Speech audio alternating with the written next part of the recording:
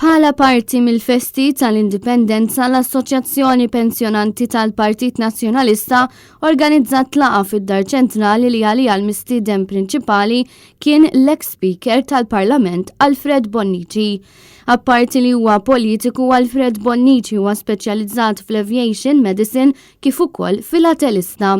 Waqt din il-laqa attenda wkoll il-kap tal-Oppożizzjoni u tal-Partit Nazzjonalista Bernard Grech, illi saħaq fuq l-importanza tal-laqat bħal dawn fejn wieħed ifakkar kif issawwar pajjiżna tul is-snin. L-attivitajiet marbuta mal-festi tal-Indipendenza jkomplu s-sibt b'sessjoni oħra ta' Q&A mal-kap tal-Partit Nazzjonalista Bernard Grech li se ssir ħdejn il-Knisja ta' Ħattart bit-tema tkun l-edukazzjoni.